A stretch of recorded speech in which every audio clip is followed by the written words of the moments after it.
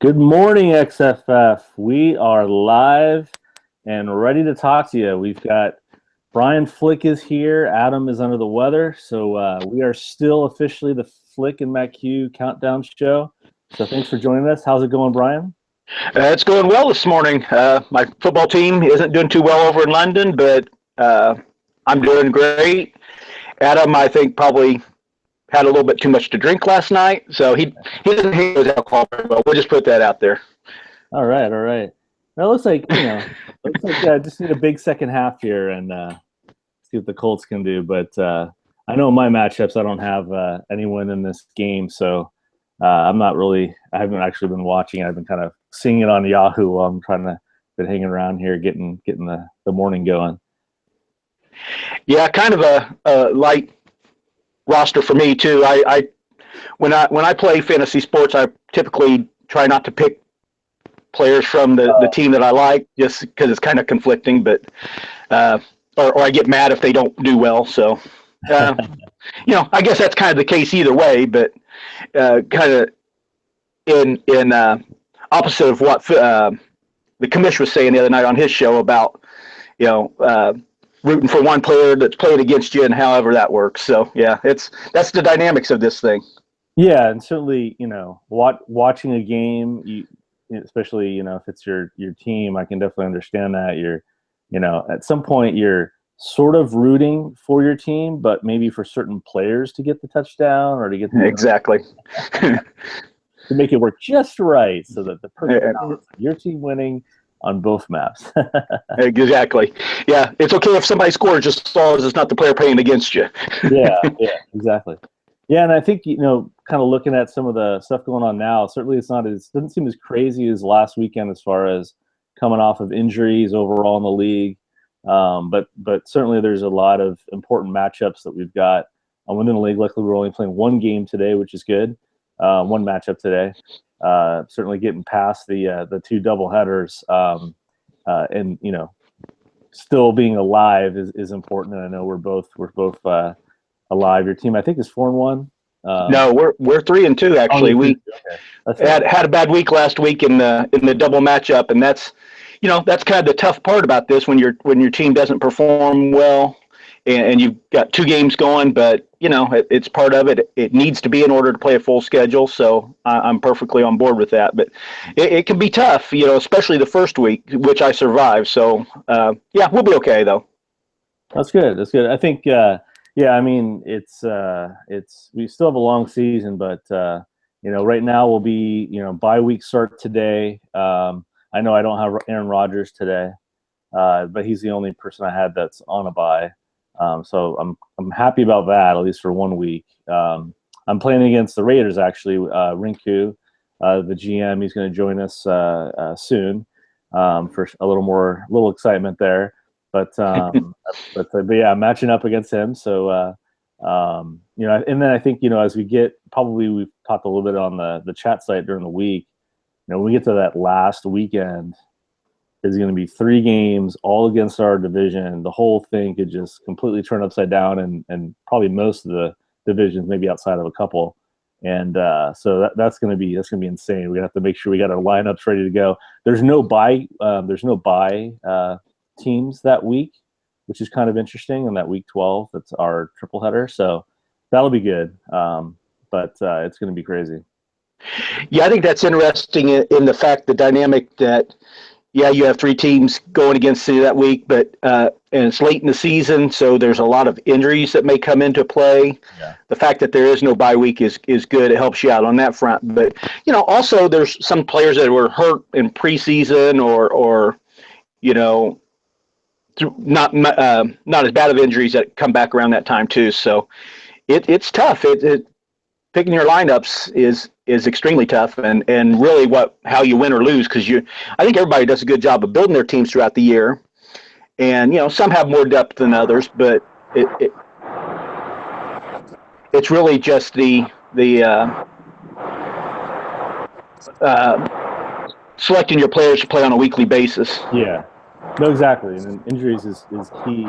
And if everything goes really well for you on that last weekend, it'll be the easiest triple header you've ever had, but it's never that good. So we'll have to see. All right, MacHugh has joined us. How's it going? The doctors. Good morning, fellas. Good morning. Happy Sunday. Yeah. Yeah, you got your good morning Ravens going. That's excellent. Yeah, they got a tough reality matchup today against the reality Raiders, and looking for the Steelers tonight in a tough defensive matchup on Sunday Night Football with the Chiefs.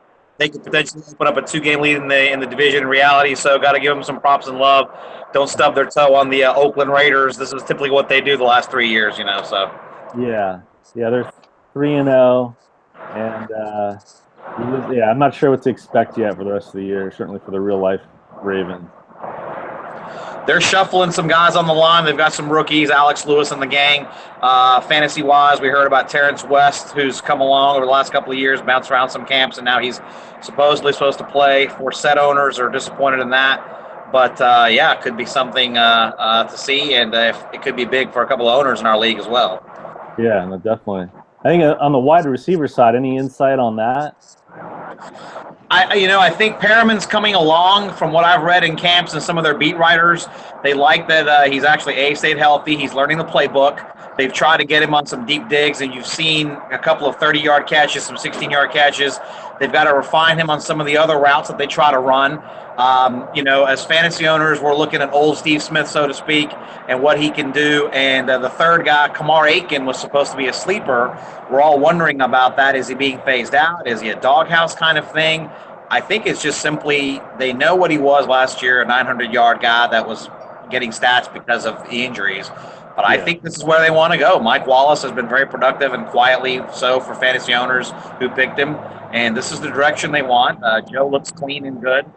And Pitt owners are seeing him back to health, cross fingers, although another hit could spell disaster. But I don't think there's any secrets. It's just where they're going with it. So. Yeah, no, exactly. Well, great. Well, so what I'm going to do right now is just going to go through a few sort of injury topics of the week. Certainly chime in on areas that you guys have, and we can kind of just go from there. I know probably in my opinion, the biggest news of the week is Mr. Josh Gordon is not. It looks like he's not going to play this year. I hadn't heard too much. Heard there was some big news about how he got caught at the airport or something like that with I don't know, whatever, with possession or something. But then that got pulled. But this morning, there is some news that he did have a slip up, which got him going into rehab, which obviously makes a lot of sense.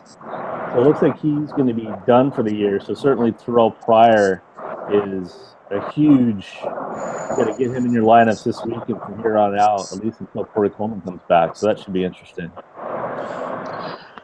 Yeah, I think Josh Gordon on the fantasy side, I know I'm pretty sure Adam has him on the Bears. I'm not quite sure on the AFC side where he's at anymore, but Adam was counting pretty heavily on him to provide a lot of points this year, and it looks like the guy is just not going to get his act together. I would cut my losses. That wide receiver crew there at Cleveland, even without him, is looking a lot better with the emergence of Pryor. So, Concur. Intrigue as an owner and trying to remove bias. I'm not so sure the Gordon book is closed. I still think because he's 25, because he's in his physical prime, because he showed us in preseason he still has the jets, the moves, the long ball. There are owners in front offices out there that are shrugging, but we know how this thing works with the Hardy and the Rices and whatever. I think going into rehab is a positive. I mean, if anything, he self-did this. Now, you brought up the point. Is there a smoke fire story here we don't know that prompted this? Did he have a weak moment last week that said to himself, I need to do this? That could be. And they know investigative teams and these reality teams, they're deep. They'll dig the dirt. They'll find it. But on the other hand, there's at least 3 guys in an office right now that are saying it's a positive that he wants to do an improvement to himself. And if we can get our hands on this guy without a 7th or 6th round pick or whatever and kick the tires, yeah. TBD, ... Yeah, and certainly there's, I mean, we could all probably want to predict right now, like, what his stats might look like next year for the Patriots, because he's down that road right now. That's the name that gets mentioned for everybody, and you put this juicy talent with that playbook and that coach to stick it to everybody. Yeah, that's definitely the schedule or the key to reviving a career is send him out to Belichick. Exactly. And, I think I was going to kind of tag on to Flash Gordon news. Thomas Rawls, it looks like he's going to be out for at least a month. I've heard something like 4 to 6 weeks. Who knows? I know Rinku, you had the big trade for Gordon for Rawls with Matt from the team formerly known as the Colts in XFF. Right. And so, I mean, who knows? I mean, I'm not convinced Rawls is going to play this year. It sounded like you had some insight on his injury, too.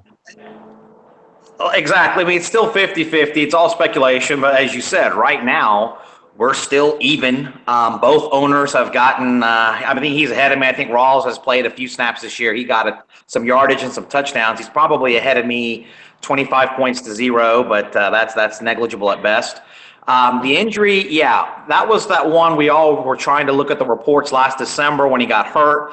And then going into free agency, the smoke behind the fire was they're drafting 3 running backs. The Arkansas guy, Alex Collins, Zach Brooks, 7th rounder, quality player, UDFA. They're bringing all these guys along. Kristen Michael's getting the hype, so something's there.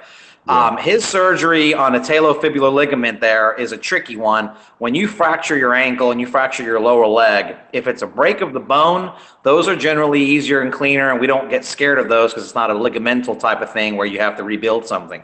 But the ligaments that attach your ankle to your lower leg, if you fracture a leg and you tear one of those ligaments that are important in stability and the movement, there's a lot of unique pieces down in your foot, about 12, 13 bones that are held together really tightly. When you do that, those are the tricky ones. The one we've heard for 15, 16 years, the Lisfranc injury of the foot, the midfoot. It sounds very minute and small, but when you have that injury, you're done for the year. Ty Law had it and some of the other players in the last that made it popular for us to know in the mainstream. So that was the reasoning there. Now, it could be, I mean, again, I don't know. I'm not the guy. I'm not up there, but I have a connection a little bit. I know who's done some of those reports, and I read some of the other deeper things in the network. I'm not talking on the hospital floor or anything, but I felt good about the deal. I just still think TBD ... on Gordon versus what Seattle and Rawls are, because behind Belichick, I think Carroll's proven himself to be a coach that will do anything to move the ball and do what's best for his team, irregardless of ego or a player. See Super Bowl 2014. Well, certainly, even if Rawls comes back, I mean, it's going to be some kind of split situation anyway. So in some fashion or other, one of them probably isn't going to be startable. Along with the offensive line looking the way it has the last few weeks, now all Seattle fans, Seattle Nation, Dirty Bird Nation, Seabag Nation is holding their collective breath on this Russell Wilson healing and woo-saw and the mental health healing that he's doing with the voodoo doctors back with Sierra at the mansion, that his ankle and his knee are feeling great, but everybody else is looking at this injury report that it's an MCL, but he's going to play, and you just fear that he doesn't get more hurt, because that's been his trademark, is that he's sled very well the last 3 seasons, never really got hurt. He's thicker and built for the injuries and the hits. So, their playoff hopes and Super Bowl hopes lie on that too. Agreed. All right. Well, let's. I'm going to move on to another interesting story, I think, for the weekend. The Chiefs situation at running back. So, Spencer Ware's obviously been done really well. Though his first weekend was really the great weekend. The last couple weekends, not as much. And we got Jamal Charles, it looks like, coming back this weekend. Sounds like he probably won't get a ton of snaps. So I think there's a huge question out there, if they should start someone. I know Adam has Spencer Ware, and I think it's the Browns and the AFC. What do you guys think about that situation? Go ahead, Rinku. You named it. Those are the two matchups that are really juicy this week. I think the line on the Browns-Titans game is only -8, which in XFF is a pick 'em because you see the way some of these powerful teams are going. There's a couple of lines that are in the hundreds. When the Patriots play the Bills, in reality, it's a 14-point spread any given Sunday. There's some 80, 90, 100-point lines this week. That's an 8-point line. They control the running back situation you're talking about. What are they going to do? They're playing a tough matchup in itself. It's Pittsburgh. They just got bludgeoned last week by the Eagles. We know their coach. We know what they're going to instill. They're not going to want to put up a bad showing 2 weeks in a row. It's Sunday night, unfortunately for the Chiefs, in prime time. So how will they show? And on the other side, the Commissioners playing the Bears, as you said. I think it's an 11-point line, another really close matchup. And same situation. You're controlling that running back situation. You've got those players. How will it look? Because that's kind of a make or break. Because in that matchup, those two, there's a lot of players off. There's a lot of players with not juicy matchups. I think there's some guys that are off for the Titans. He's got a hot player in Matthew Stafford, who's a fantasy darling this year. And for the Commissioner, his 3 wideout set, Julio, off of last week, we heard him talk about that. Can the rest of his team put up against, like we said, the Bears showing up? I think Derek Carr, I mentioned, plays my Ravens today. I'm nervous about that because this is the kind of game that Derek Carr shows why he's a really good quarterback on the ascending rise. And the other player he's got is Benjamin for the for the Chargers against the reality Saints, which may be as good defensively as you and I and Sean put together. So it's going to influence the matchup for sure. In reality, I think we hold true that Charles needs only 12 touches to put up 75, 68, 80 yards because of his yards per touch rate. And a touch, and you're happy. This is the debut. I think it's real. I think he plays, and we'll do well. Yeah, that's I was looking at Adam's Chicago Bears lineup here, and he does have 3 of the KC running backs, Charles Ware and Chandrick West. He had some tough decisions today. He doesn't have a whole lot to go along. Got the Christine Michael and Frank Gore. As I talked about a little bit earlier, the toughest part of this league is deciding who to start and who to sit, and he's got some tough ones there trying to figure out which of those 3 chief running backs are going to produce today. Yeah, and I think I was kind of looking at the matchup real quick as far as what's happening in real time between the Bears and Redskins, and looks like Adam started Gore. Great start there. He's got almost 15 points right now at halftime. So he's definitely off to the races there. And then the commish Redskins team is coming off of a very nice game for AJ Green, so I'm sure he's pretty excited about that with hopefully one of his other big guys, CJ, coming up. But I think overall, I think it's going to be definitely going to be a dogfight between those two today. There's a lot of, I think, certainly Adam, like we've kind of talked about, has got some tough sit decisions today. The Redskins certainly have some firepower there. And certainly coming off a big game by AJ Green, which you haven't seen since week 1, that's going to be huge for him. Ditto. And I think the other details you talked about with Tennessee and that Cleveland matchup, those guys are in the AFC battling it out. The KC running back matchup, he's got a couple of darlings or some blow-ups. He's got Mike Evans against the Denver Broncos today, I think, in the late game. So Aqib Talib and Sanders and Chris Harris Jr. and all the Roby, that secondary against Tampa, how will Mike Evans produce for him? But on the other hand, he's got Gordon against the aforementioned Saints defense. So this is one of those rob Peter to pay Paul type deals. As you mentioned, the commissioner with AJ Green getting a 40-point game, 33-40. But the other receiver, Des Bryant, his big gun is out. With Melvin Gordon could put up 45 or 50 against the Saints defense, but we could see Mike Evans have a 2-catch, 19-yard game for him. So, how these jacks land on the board could be big. But Tennessee brings that defensive line, man. Dunlap was a monster the other night against the Dolphins. Everson Griffin Monday night, the trump card in your back pocket. You got to love that against Eli. And Carlos Hyde against the Dallas defense. They're in San Francisco playing on the road. How demoralized are they? Dez is not playing. They could sneak up on them. And Hyde has been quietly a garbage time stat producer. He stayed healthy, and 80 and 2 touch can be made even if they're down 20 points. So you're right. I think those are pick'ems, and the lines reflect that. No, definitely. Yeah, no, appreciate it. Yeah, and so let's move on. I want to move on to a game that I'm very interested in, a matchup I'm very interested in this weekend. And you touched on it a bit, Rinku, as well, as Titans-Browns. That's a pretty huge game, because if the Browns lose that matchup to the Titans, I think there's a fairly good chance that the Bengals, I'm hoping my team, the Ravens, as well as the Bengals, if the rest of the division wins, we could have a four-way tie for first. Now, certainly there's total points, and that's obviously really the technical tiebreaker there. But that could be really interesting. I think that the division there, everyone is over 500 right now, so every win is huge, and certainly a loss could really drop you in the standings in our division. Yeah, I'm looking today at the NFC North. We've got 3 teams that are 3-2 in the Lions, Bears, and Vikings, and they're all matched up against the NFC East. So it's going to be interesting to see.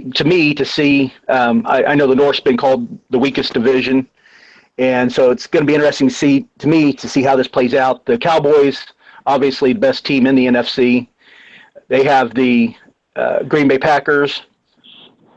I believe the Packers have not won a game yet this year. Right. So that seemed like a fairly easy pick. My Lions play the Eagles. We're getting it handed to us at this point, but I've only had one player play so far, so can't really put anything into that. And then the matchup that I've got my eyes on is the Bears. Let's see. The Bears play the Redskins. Yeah, you talked about that already. Currently, 0.5 separate them in points. I think that's going to be a really good one to watch throughout the day. Yeah, I guess what you mentioned in those two divisions playing each other, the comedy of it, and I guess the luck for the 3 competitive teams in that NFC North, you said, is none of the 3 competitive teams at 3-2 got unlucky to draw the Cowboys. They ended up they're going to play the 0-5 Packers. You're very right. So those 3 guys are all breathing the sigh of relief. They don't have to incur the loss, while the other 2 guys that are competitive get a more favorable and at least manageable matchup. So yeah, that was lucky and fortuitous for those 3 guys. Very right about that. I think the AFC North you talked about looks like the NFC South. You're very right, Sean and guys. The 3-2 records over there. That Cincy game, you're very right. I mean, you've got a 50-point line. I think me and the Ravens matchup is a 50-point line. That may be a walk because we know what my team is. But the New England Bengals game is a 3-point line. I mean, that's a pick'em. And there's some tough matchups within the rosters this week. You've got the Bengals are built on about 3-4 star players. He's got Mark Ingram against the Chargers, which could be a shootout. They're at San Diego. DeMarco Murray plays the New Texans without J.J. Watt. How will they look? But he's produced steadily win or loss in the loss column for them this year. He doesn't have Jordan Matthews. He's an Eagles lover. Hilton's on television now, I think, and I don't think he's really destroyed or done a lot in London so far. And so Landry wasn't very explosive or anything on Thursday night. The Bengals bottled him up. Now, he's got JPP on Monday night in a trump card in his back pocket to come up. But the Patriots, Wheaton is his trump card to me. I think on a Sunday night matchup, we're all going to watch Marcus Peters, this young corner who's got, 12 or 15 interceptions in the last 20 or 30 to 25 games he's played since last year, match it up on Antonio Brown.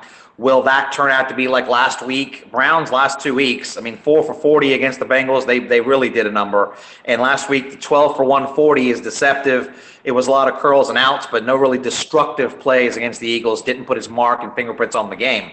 If Peters marches up there, is this one of those Wheaton weird games like last year? I think he had a 200-yard weird game and surprised us all. That could be what wins this matchup. And you're right, everybody in the AFC North could be hallelujah and pull in if the Browns lose.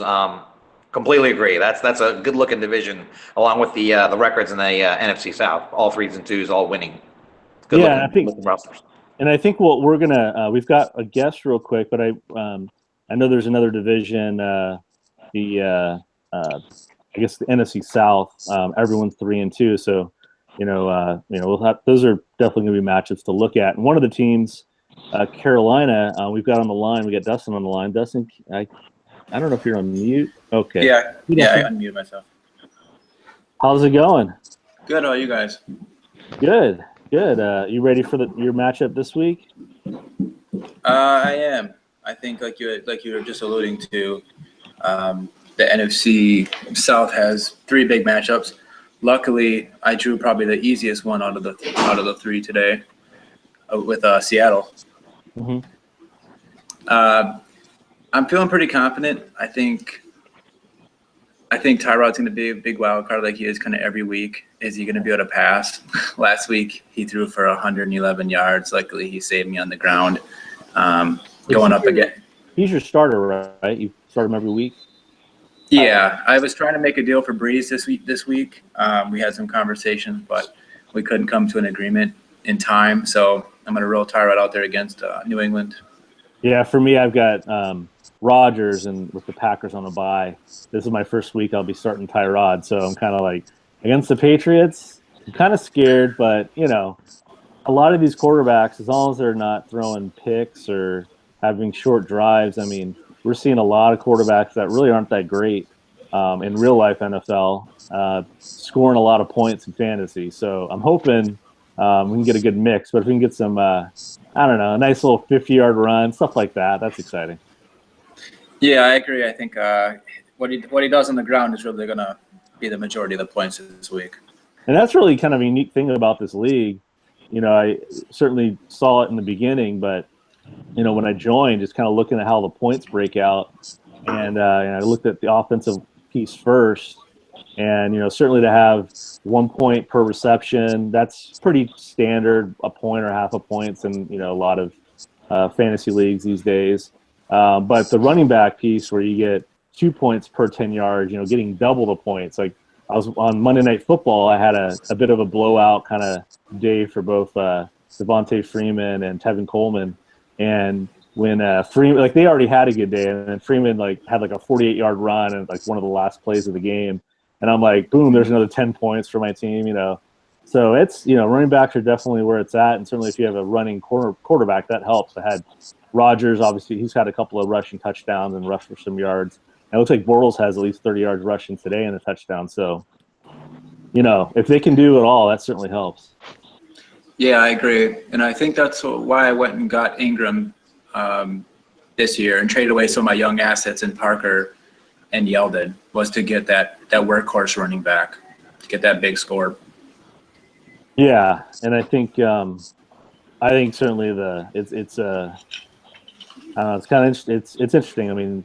The Colts on the team today, they've got old man Frank Gore, definitely an old favorite of mine, both at the University of Miami and with the Niners. But he's still doing it, and had a lot. Last week had a really good week, and this week he's on his way. So a lot of interesting kind of running back matchups. I think Minnesota lost AP, and McKinnon started, or maybe he didn't start, but he had most of the touches. Didn't score it all, so that didn't go as well. But we've certainly got a lot of these different kind of injuries and matchups, with Seattle, Rawls being hurt, and seeing a lot of Christine Michael, and, quite interesting out there. What do you guys think? Well, the NFL Bears, they lost Jeremy Langford. I've got one of the backups on that team in Jordan Howard, a rookie. I didn't start him today. I wanted to. I had some actual trade offers for him this week. I think he's going to be eventual point getter in the league. I've got to see what he can do as the featured back before I put him in. But yeah, that was the one that come to mind with me as far as the injuries go, just because it affects me. What was when you decided not to pick Howard? Who did you have in front of him? I ended up going with obviously Tevin Coleman, who had a big game for me last week. And ultimately, I've been going with a 3 running back set, but I decided to go ahead and take Amendola today. Okay. Because I thought that not Brissett, but Garoppolo was going to play. Now I'm seeing that it's going to be Brissett, but I'm going to stick with Amendola. I think he's going to score more than what Jordan Howard might as a 3rd running back. Yeah, for me, I've got Freeman and Coleman, and I definitely wanted to start both of them against the Saints last week. This week against, I think they're playing the Panthers, although it is a home game. I'm deciding to sit. I'm probably going to sit Coleman. That's the current state of where I am, and starting Freeman. I don't know. We'll see where that pans out. But that's definitely a matchup that I had to make a tough call on. What about you guys? I think, when you mentioned that Freeman-Coleman dynamic, if you're the Cowboys, I think he owns both, and I can't remember in the AFC who owns both. I think you do. Yeah. That's difficult because you're trying to figure out where it's going to go. They've tried effortfully this year, obviously, to get him involved, and he's done and looked great, done well. Now, last week, Freeman with the big chunky yardages, but it was the Saints. So, how does this look moving forward today? It's Kuechly and the gang. Completely agree. Panthers, good morning. What's up? Looking at his roster, he's got a lot of those intriguing players I was bringing up today. The Mike Evans matchup against the secondary of the Broncos. Mark Ingram against the Chargers today. Demarius, hot, resuscitated last week with Simeon throwing 4 touchdown bombs, this week against Tampa. He needs Jordan Reed to really get alive because if he can get back on his pace from last year and get hot, that could be huge for him. The intriguing player he picked, he's got Bobby Rainey in his pocket. Let's see how that looks, and if he can be the Shane Vereen role on his roster. And you mentioned Tyrod Taylor. Defensively, I think Derek Johnson's going to be a monster. I'm biased. I've got him on my team too, but I think those middle routes with Antonio Brown, all the Le'Veon Bell routes that are going over the middle, Johnson could have a 30-point game in XFF this week for your team. The injuries you mentioned, back to Jordan Howard, you were talking about the Bears in reality. You brought up the that situation with their injuries in reality. The XFF matchup of a team you guys talked about over the last few years, Arizona and Atlanta played today. They've got a 7-point line in a matchup in XFF, and this is a battle of woundeds between bye weeks of Wentz and the Packers players. I think they collectively have 6 guys from those teams. Jordan Howard, Matt Forte plays the Seahawks defense today in the early game, on early kickoff for the Hawks. They're not used to that. But he's got Brandon Cooks, Moncrief's out. Who's going to pan out in this matchup? I don't know how many players are even going to be alive on their rosters, but in the end, is it some wild card play like Jatavius Brown for the Chargers? Is it Deion Jones against the Cam Newton running attack today in the Dome at home that decides that one? But that's those 2 good teams that have been talked about. You guys have really talked about them the last few weeks that were surprising, I think, against the 49ers in the NFC West. And then NFC South, you just mentioned, they're all 3-2 over there. That Chicago offense, let's not forget Brian Hoyer. We all want to bag on him. We all remember his bad playoff games and whatnot. But 7 games last year, he's got a lot of yardages and touchdowns, and we don't like him, and he won't win reality games. Is he something? Now, I don't want to look on the XFF board and realize that I was the guy that picked him up because I'm the first waiver because I'm so bad. But he could become something for that team because he sure looked like he threw 40 passes in the 4th quarter to Kevin White last week. So Kevin White owners are excited and have a bonus for that today. All right. So, no, thank you very much, Rinku. We've got another guest. Just real quick, though. Dustin, you okay to hang on? We got Ryan from Miami here to talk to us. Yeah, sounds good. All right. Hey, Ryan. You're on mute right now, so I'm not sure if you may not be able to. Can you hear us, Ryan? Maybe he might just be watching. Okay. We'll circle back over to We'll circle back over to Dustin. So, Dustin, any key kind of start, sit decisions you had to make this week? Yeah, I think he touched on it with Jordan Reed. He's kind of been in my lineup every week since week 1. He's a must start, a top-ranked tight end. He just hasn't found the end zone this year, and I think the lack of production from the Washington offense has limited his overall production. So I have Sammy Watkins, as you all know, as one of my first acquisitions in the league. And with his injury going to IR, I was kind of flip-flopping. Do I start a healthy Sammy? Do I start Jordan Reed moving forward? And now I'm kind of back to having to start Reed. So I'm hoping against Cleveland, this Washington team can move the ball, give Jordan Reed some goal line opportunities, get a couple touchdowns here and really get the momentum going. So I think that was one of my to watch points of today's games. Yeah, I saw a note this morning. I think it was from someone from ESPN where they're like, "This could be his week." So we'll see. Definitely good luck on that. I'm hoping. I'm really hoping. And another thing to watch on my team is I got the Titans receiver back. I don't know why his name is Kendall Wright. Yeah, Kendall Wright. Oh, yeah. He's making his debut this year. I know that there was a lot of hype around, Tajay Sharp. He came in, looked good. He's kind of tailed off the last couple games. I don't think he's there. I know he's got a lot of talent. I don't think he's even maybe to a Kendall Wright, level. So I'm hoping he comes in and puts some boost in that offense, and we'll see where he goes. Maybe he breaks my lineup on a bye week. So It's October, Halloween season. The Walking Dead's on AMC, so that's definitely the descriptor for Kendall Wright. As a Lamar Miller owner,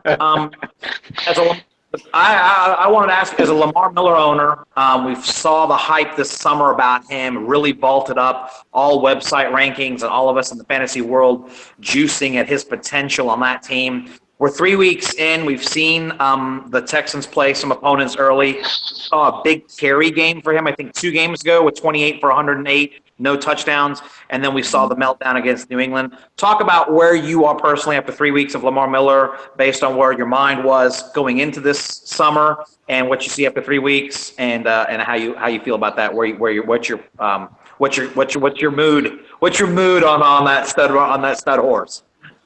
yeah, it's a great question. Going in, obviously, he's supposed to be my top producer on the offensive side.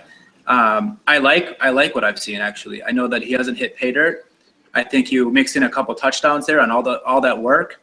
You got to love someone that's getting 20-some touches a game. The touchdowns will come.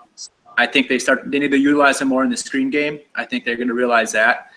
New England just kind of played to take him away last week, so he had 21 touches, 80 yards. I think this week against the Titans, it's not going to get any easier. But I think they continue to work him, and he just breaks out those big runs that he had in Miami, and I think I'll be all set. So I'm optimistic. I'm definitely not selling low on him. I'd still be buying him if I was not an owner. Wow. Hey, some real quick breaking news. We talked a little earlier about the Ravens backfield. I think you talked about it. But apparently Justin Forsett is going to be inactive today, a healthy scratch. Yep, Terrence West in today, yeah. Who's the backup then? Oh, is Buck Allen? activated Buck? Nice. They activated Javoris. Yeah, Javoris will be activated, but Terrence is going to get a look today. Love that shirt, Dustin, by the way. Got to love that shirt there. Good emblem on that shirt. Love it. Yeah. We talked about that before you got on, that they could open up a reality 2-game lead today if the Chiefs pull through for us and kick the Steelers in the nuts. That could be 2-2 and 4-0. But, Terrence West, you brought it up. Javoris Allen was a darling. I saw a lot of leagues this summer where people were trading for Javoris Allen after what they saw last year in the Trestman playbook. And like Kamar Aiken, it's been like, wow, what happened here? It looked good last year, 37, 40 catches. Looked like he was okay. I mean, he was decent on the ground for what they were, but those last 8 games were definitely productive. Terrence today for them, another guy. But Kenneth Dixon on the burner, coming back after his injury. Maybe he's the guy, because it obviously, the press reports and everything they've described is they want to get him looking good, and apparently they loved a lot before he went down, enough to just say, okay, we've shown enough to the world. Let's get ready for this show. So, yeah, I mean, living here in Baltimore, so I follow the Ravens obviously very close. I'm going to the game today. It was a big shock when Buck Allen, didn't really get the nod as kind of a Forte type with what they wanted to do there on the offensive side, getting him out in screens. And it's a surprise. It's a shock to everybody, I think. From what I've heard inside camp with one of my friends who works for the team, Kenneth Dixon is just an absolute one-hit cut guy, and his footwork is magical, hitting the holes. He's not a hesitator like Forsett is, where he waits to see the opening. He's a one-hit cut guy, but health is definitely a concern for him. So I think they're really trying to ease him back in the next couple of weeks to see what they got. But I think it's a good move getting Buck activated today. Well, yeah, I wanted to talk real quick about that. I've got Buck Allen on my team. Had multiple offers over the summer for him. Turned them all down. Was very high on him based on his performance last year. So I kind of thought that Forsett was going to be the odd man out in all that. But yeah, I'm happy to see him play today. Hopefully he does well and I can get him off my taxi squad before somebody grabs him. But definitely got my eyes on that one. Hey, I just wanted to note that as the GM for the Ravens, I'm so happy to have a couple of fans of the team. Why do you think I keep sending you good players and get yelled at on message boards for the trades I do with the Ravens? Duh. Oh God. Jamie Collins, shaking my head. Well, I thought I was playing the Patriots today, this week for some reason. I was looking at all the matchups between who I was playing and the other teams in my division, and so I got mixed up. I was thinking I was playing the Patriots this week, and so I was gearing up for that too. And then I was like, oh my gosh, I just made a trade with Rinku, and we're playing each other. Worst way possible. Why are you saying, oh my God? I got 16 emails that are saying, do you not know you're playing the guy you gave Jamie Collins to? Brilliant job GMing your team, man. And I'll leave out the blanks on the other words that were in those text messages. Okay. I want Jamie Collins. Huh? Do you not look at the schedule, rookie? Miami's first words. I usually want to try to make a trade with someone I'm playing that week. Yes, Miami's in the house right here. You're trying to get CJ Anderson 6-for-1 deals. Explain this to me. I've been working with Ryan on a deal as well. This is my first appearance on the XFF. I'm trying to get my little face out here. Who I am. Hey, where do you live, Ryan? But I think the signal's having a little bit of an issue. Oh, okay. Well, quick shout out to you, Dustin. I lived in Baltimore for about 5 years in the mid-2000s, worked at Harbor Hospital on the other side of the river, and a quick shout out to everybody in Ellicott City. I lived over in Catonsville for a few years there, so after last summer's floods and whatnot, quick shout out to that city, great fans. And we were there last year, day after Christmas, to watch the Ravens beat the Steelers and shut down the overrated number one receiver in the league, Antonio Brown. 7 grabs for 61. Yeah. Out routes and curls. Good job, dude. Yeah, so. I'm not ready to write him off yet. Ryan, I'm not sure. I think your signal isn't going too well. I don't know if it's not. If you can't, it's cutting in and out. You hear me? It might be when the mouse trying to DSL, so it's a problem. Yeah. You got that dial-up internet still.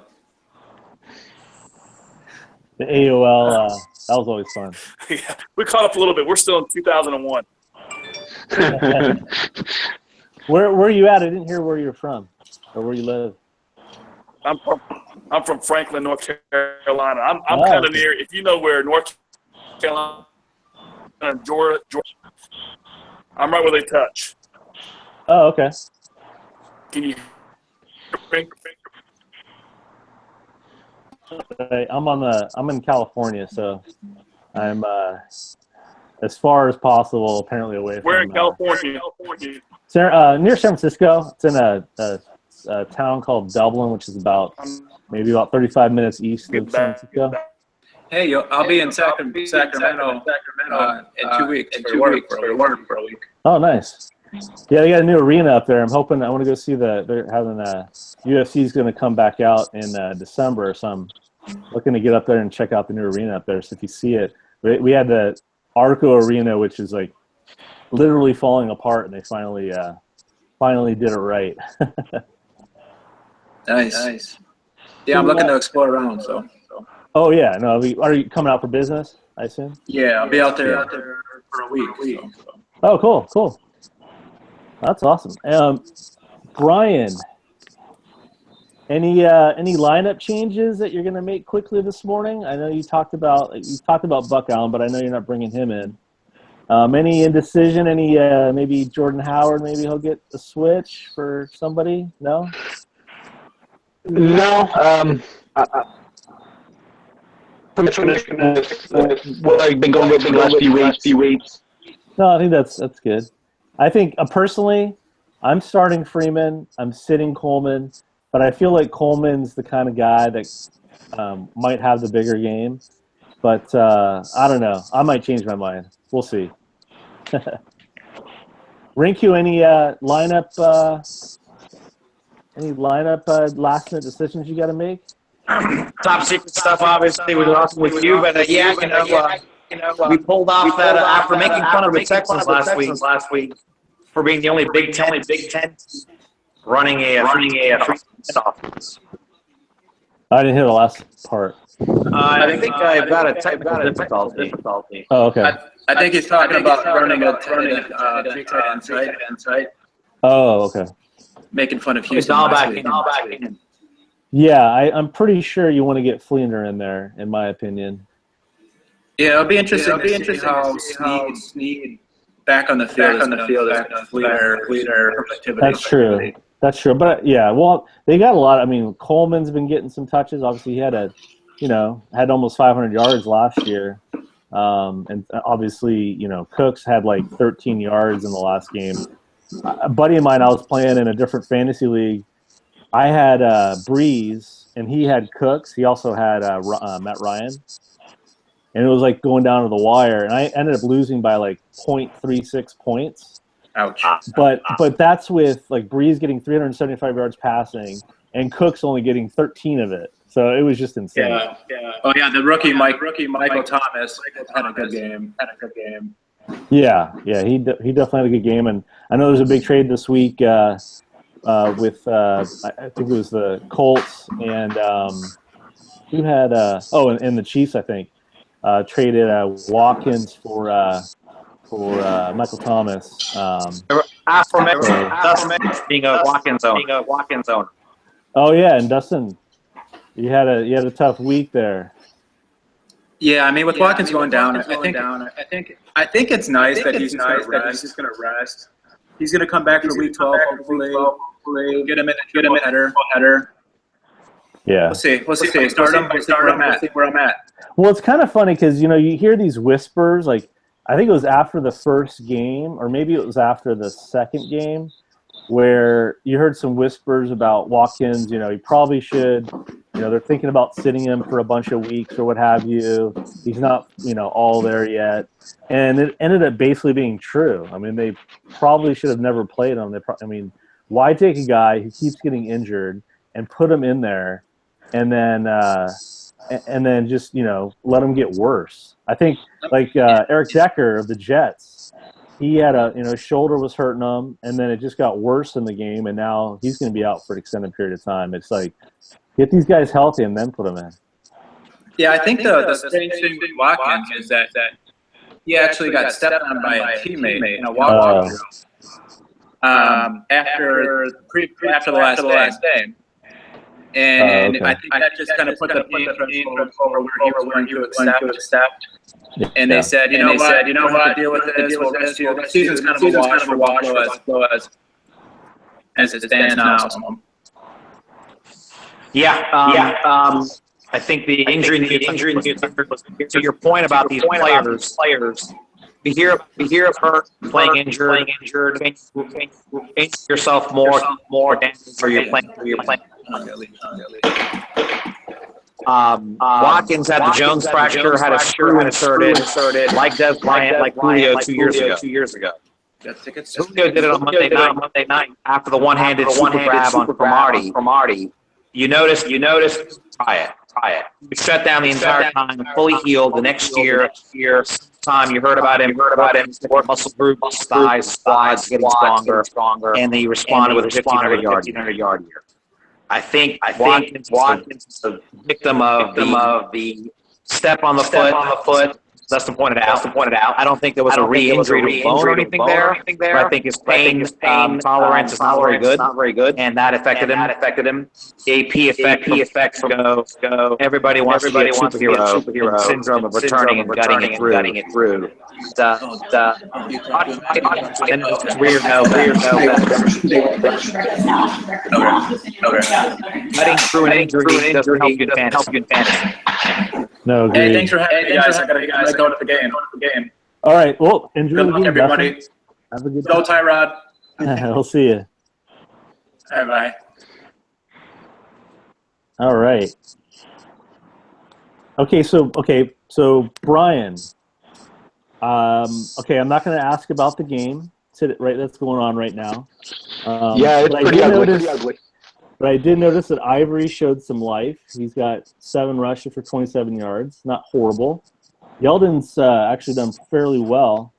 He's got 65 yards rushing.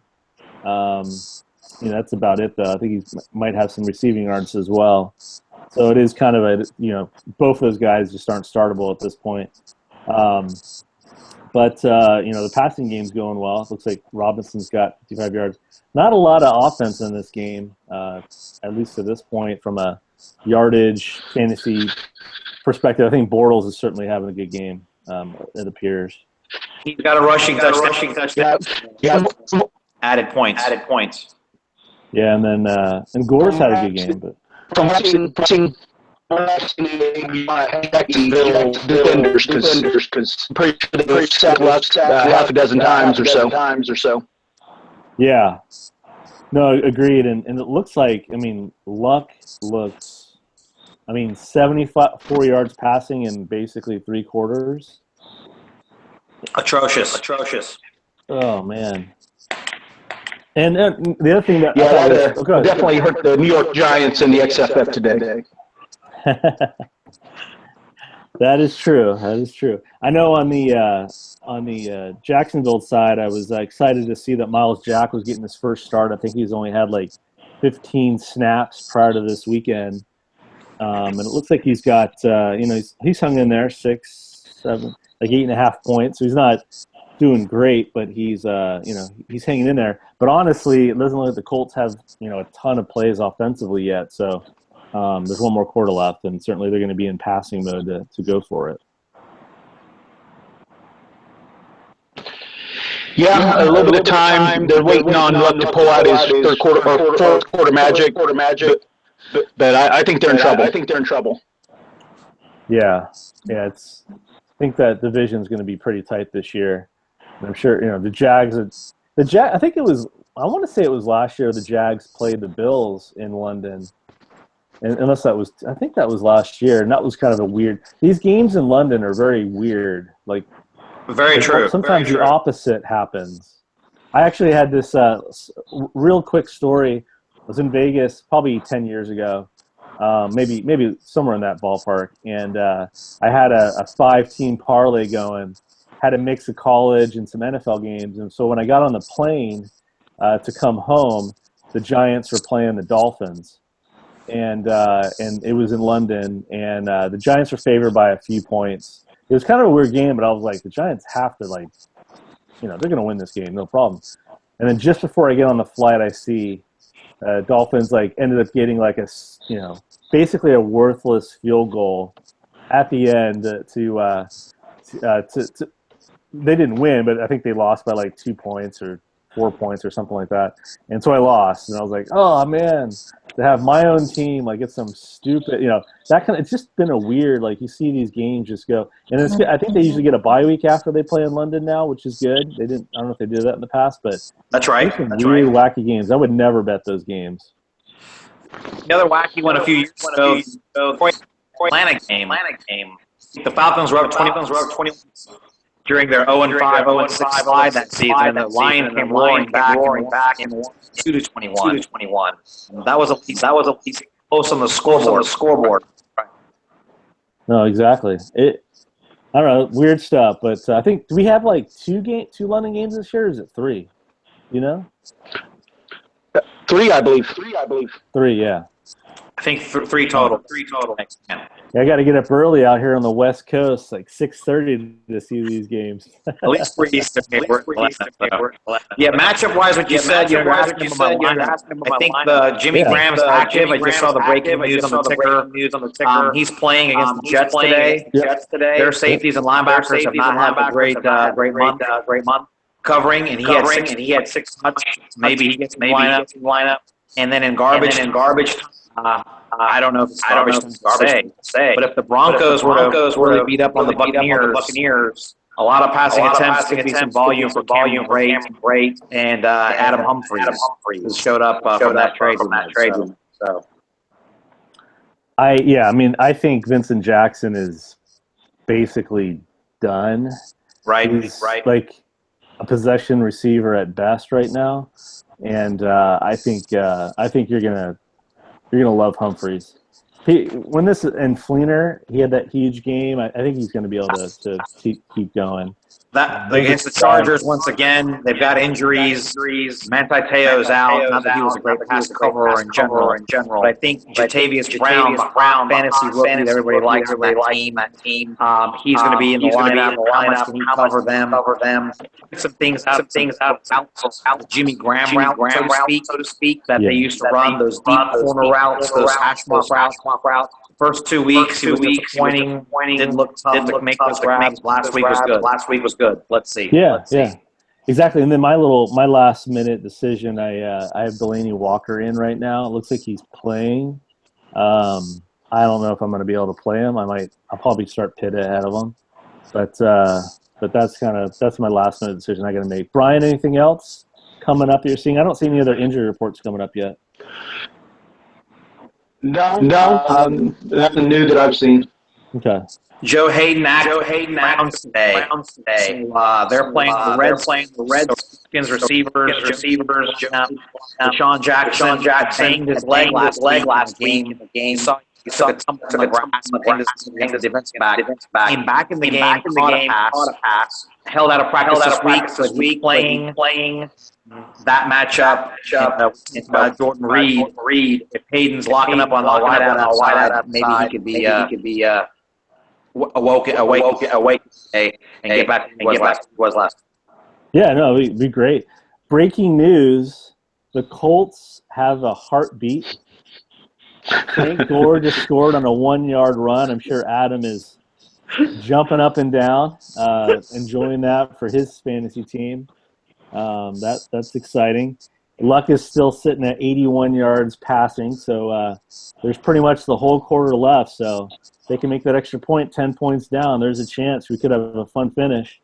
I'm sure, Brian, you'll be happy to be able to watch that and focus on one thing. I'm sure that'll be good for you.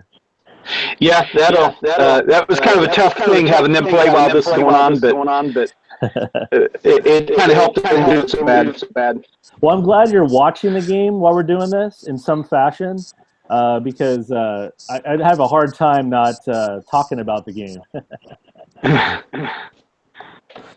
Well, okay, fellas, I'm gonna take this moment to bow out and to thank you for the opportunity to be on with you this morning. The flagship show, Winston show, the league. It's a privilege to be with you guys and bounce some ideas and find some matchups. I concur with you guys. See matchup F-wise, reality-wise, some good football. Watch this Panthers game here. A lot of pounds out on the road already. And quietly root for Ravens. And the Chiefs tonight, a demoralizing nation. All right. Well, you have a good weekend. You guys too. Enjoy some great football today, guys. And good luck to all your teams. All right. Take care. Thank you for joining. Thank you, Brian. All right. Take care. Hey, Brian. Any last minute shots before we close for the day? Just real quick. In college last night, what a game between Louisville and Clemson. A lot of future fantasy players going to be coming out of those two teams. Oh, yeah, exactly. There's a lot of good football out there. I know we have. I saw Michigan beat. I think it was Dustin's Badgers. I know he was bummed about that, and Kansas City was all excited about Tennessee winning. That was a good game. Yeah. So I'm at Arizona. That didn't go well, but yeah, we got a lot of. Yeah.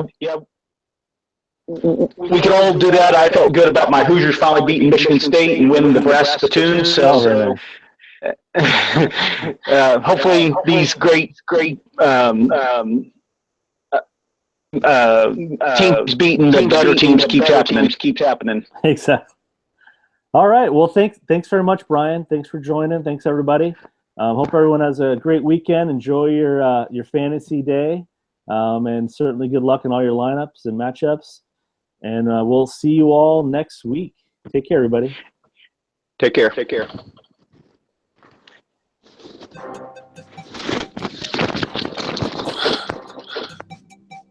Yeah, I haven't still.